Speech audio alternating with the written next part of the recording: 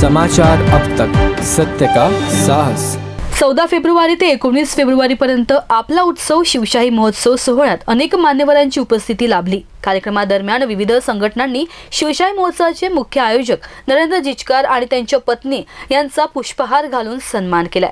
तसेच जिचकार यांना छत्रपती शिवाजी महाराजांची प्रतिमा भेट देऊन सत्कार केलाय। संजय सोमकुवर, ऑगस्टिन जॉन, काँग्रेसचे पदाधिकारी घनश्याम मांगे, माजी नगरसेवक किशोर जिचकार, सुखदेव मनोरे, इंद्रसेन ठाकूर, संजय भिलकर कार्यक्रमाला उपस्थित मान्यवरांनी जिचकार यांच्याद्वारे आयोजित करण्यात आलेल्या शिवशाही महोत्सवाचे कौतुक केले।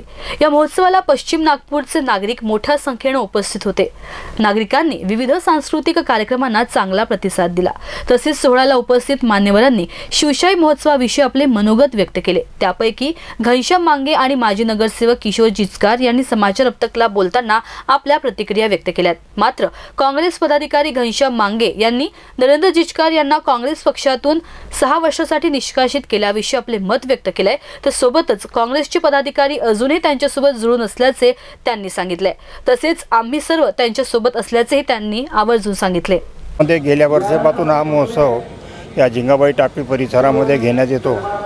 बहुजन विचार मंचच्या माध्यमातून हा शिवशाही महोत्सव याही वर्षी एक 6 दिवसाचा हा कार्यक्रम या ठिकाणी साजरा करण्यात आला।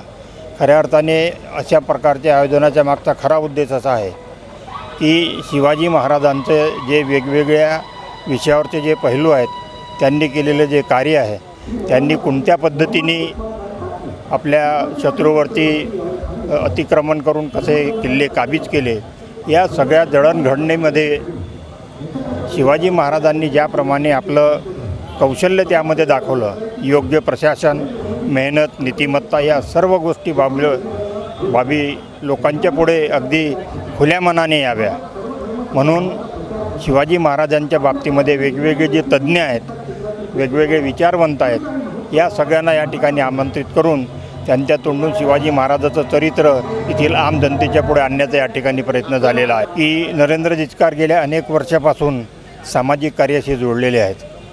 दर आठवड्याला मेडिकल कॅम्प घेऊन गोरगरिबांची सेवा करणे आणि अशा प्रकारचं एवढं मोठं आयोजन करून लोकांच्या मनामध्ये एक नवीन भावना निर्माण करणे आणि याकरता जो काही एवढा आज अवाढव्य खर्च जो लागतो आहे, तो सर्व त्यांनी आपल्या उत्पन्नातून केलेला आहे आणि त्यामुळे एक चांगलं समाजकार्य त्यांच्या हातून घडत असल्याकारणाने एक सामाजिक कार्यकर्ते म्हणून, राजकीय कार्यकर्ते म्हणून आणि विशेष करून काँग्रेस पक्षाशी ते जोडलेले असल्याकारणाने काँग्रेस पक्षाच्या कार्यकर्त्यांनी मिळून त्यांचा सामूहिक पद्धतीने या ठिकाणी सत्कार करण्याचा निर्णय घेतला। योग्य बरोबर नाही आहे, कारण ज्या पद्धतीने ही कारवाई झाली त्या पद्धतीमध्ये त्यातला खरेपणा बाजूला ठेवून खोटेपणा सादर करण्यात आला आणि त्या खोटेपणाच्या आधारावरती ती कारवाई झालेली आहे आणि त्याचं सर्व स्तरावरून तसं पाहिलं तर निषेधच होतो आहे। काँग्रेसचे कार्यकर्तेसुद्धा त्या कारवाईपासून खुश नाहीत आणि म्हणून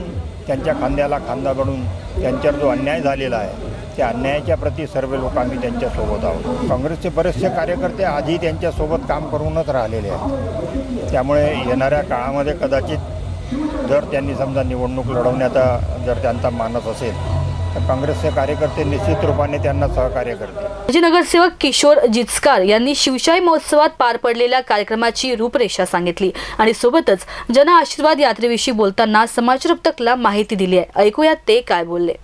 14 ते आज 19 शिवजयंती आहे। या 6 दिवसाच्या या कार्यक्रमामध्ये विविध प्रकारचे कार्यक्रम या ठिकाणी झाले। लोकांचा चांगला प्रतिसाद आहे। एक महानाट्य इथे झालं, त्याच्यासाठी तर भरगच्च पूर्ण लोकांना उभं राहायला पण जागा नव्हती, इतकी संख्या या ठिकाणी होती।